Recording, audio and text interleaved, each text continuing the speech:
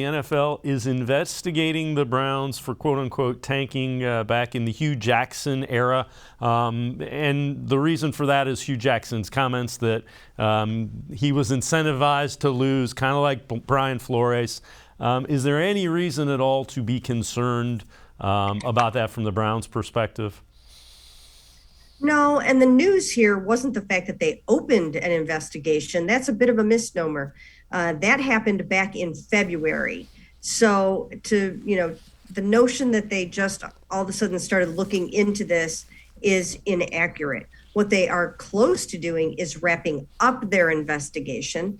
And I think the Browns feel pretty good about the fact that they will be found to have done nothing wrong in this regard.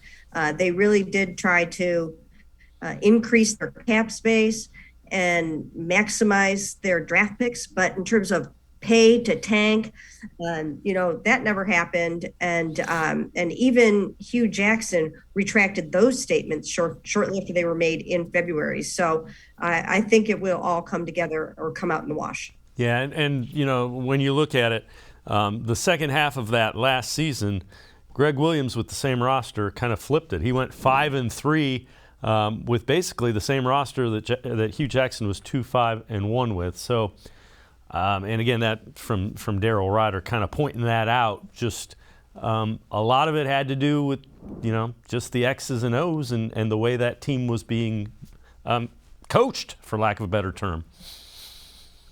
Yeah, there were a lot of things that transpired in those couple of years, and suffice it to say that it was, it was a bad match of putting people together. Sashi Brown and Hue Jackson really didn't belong together per se. There were clashes in philosophy, clashes in personality, and it just did not work. And that's why you had a lot of errant quarterback evaluations in those couple of years. At that time in 2017, they really didn't know what they were looking at in terms of Deshaun Watson back then, or even Patrick Mahomes. And they had Mitchell Trubisky as their first quarterback on the board in 2017.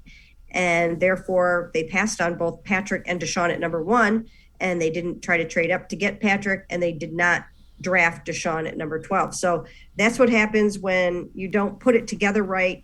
And now the Browns are kind of, trying to make good on all of that.